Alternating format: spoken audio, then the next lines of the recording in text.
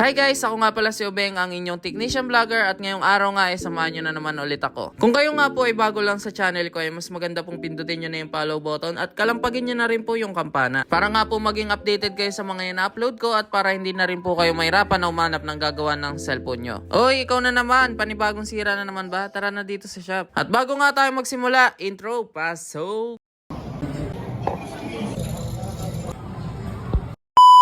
Ito guys, meron tayo ngayon ditong iPhone 10.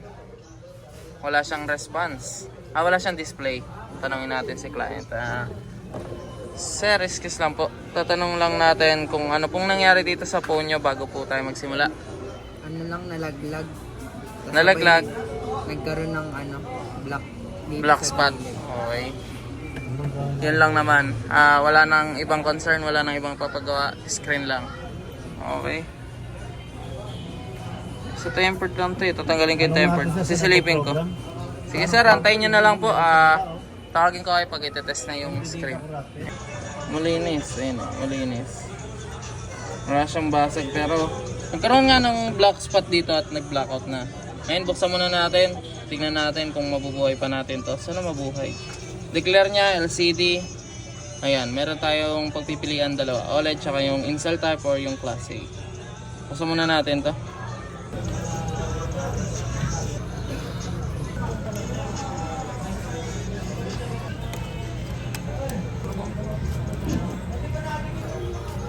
Palit na rin pala to dati, ano? True Tone gumagana, Face ID okay. Yung True Tone wala na. Sige, check natin. Test ko muna ng bagong screen. Unahin natin tong OLED.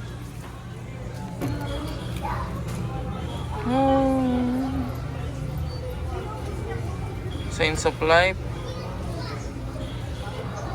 No life. Charge muna natin, baka lowbat lang.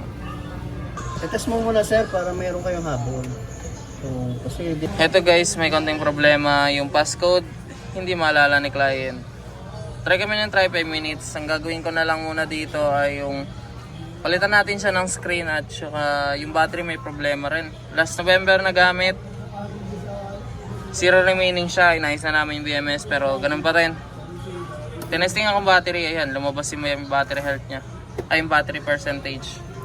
Saka yung battery niya dati ay kahit anong charge mo, zero remaining talaga. Sinubukan ng battery, okay naman. Ngayon shock muna natin yung battery niya. Baka hindi naman sira. Pero pag sira, in-explain ko naman sa kanya na papalitan na rin yan. Kung sakali. Ayan o. November 19. Huli atang nagamit. Okay. Is yung battery niya, yan. Yung dati yung battery. Last November pag tinalitan. Ayan o.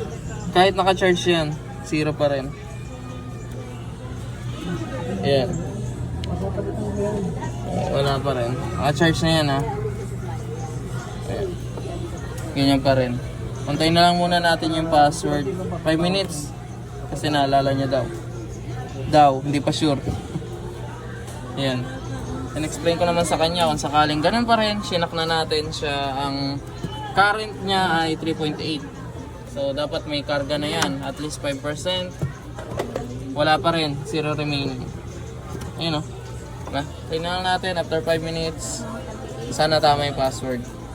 Kasi tatlo yung problema niya, LCD, battery, yung passcode. So yun guys, okay na. Nabuksan na ni client tong unit niya. Papapalitan na lang ng battery at yung replacement na lang yung ikakabit nating screen. Hindi na yung OLED. Earpiece. Yan. Yung earpiece niya nga pala guys ay may lamat na. Mukhang hindi natin may babalik yung True Tone nito. Ewan ko, kita ba dito eh? Kita ba? May lamat siya oh.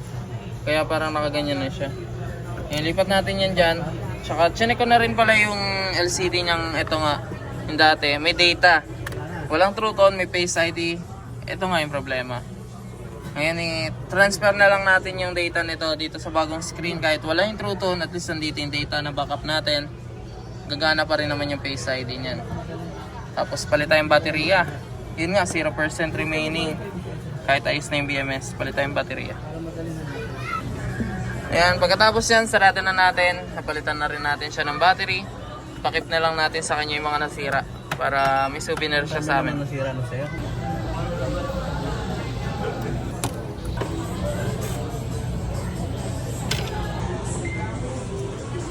Bossing, ito na ang phone mo.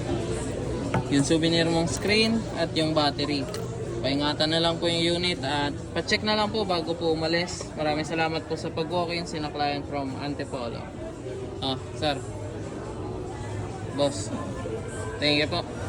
Tapos natin sa iPhone 10, meron tayo ditong iPhone 11 ngayon na wala siyang camera. At saka may... Ayan, nagkaroon. Ayan, nawawala. Wawala talaga siya. Ayan, may tama yung LCD niya. Ayan, ito. Tsaka yun. So pagkatapos nga daw mabagsak, ganito na yung iPhone ni client. Ngayon wala siyang flashlight. Tsaka yung camera niya naglo-loss. Minsan meron, minsan wala. Ayan, katulad nito. Ayan, meron, wala. Ngayon, ibuksan na natin tong unit niya at palitan natin yung camera. Yung camera ang gagamitin natin dito sa iPhone niya is original. Kaya sureball na magandang klase po yan. Buksan muna natin to at gawin natin yung problema ng iPhone niya. Making significant contributions to the fees deal was being produced in South India by the known as Chip played a key role in the invention of the USB standard. Ito yung camera ng iPhone ni client, guys. Tabi muna natin. Test natin tong bagong camera. Okay guys, papatry natin kay client kung okay na yung camera niya. Yan.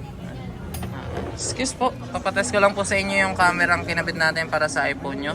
Pag okay na po sa inyo, tawagin nyo lang ako. At kung may problema yung kinabit ko po, marami naman po kami parts. Pag okay na po, tawagin nyo na lang ako.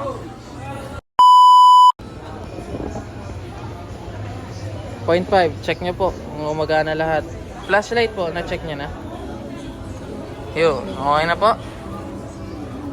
Mukhang okay naman. Sige po.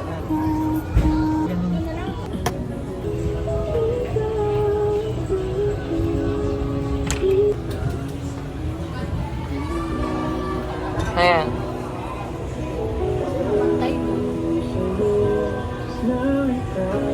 Gumagana na siya. Flashlight, check natin.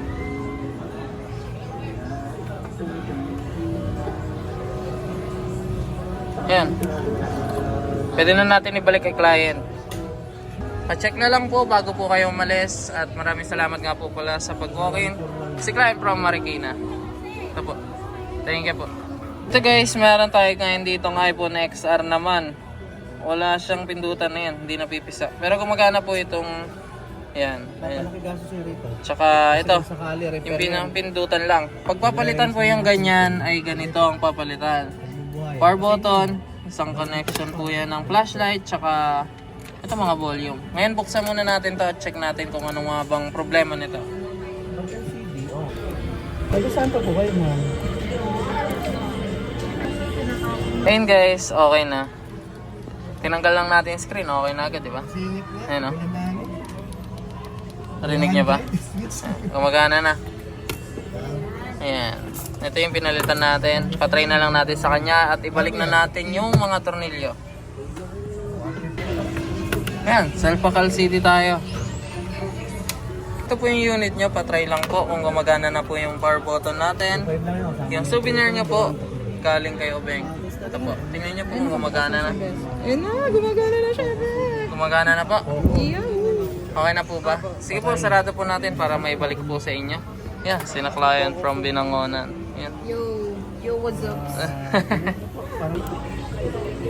NMAX. Ito na po yung phone nyo, okay na po.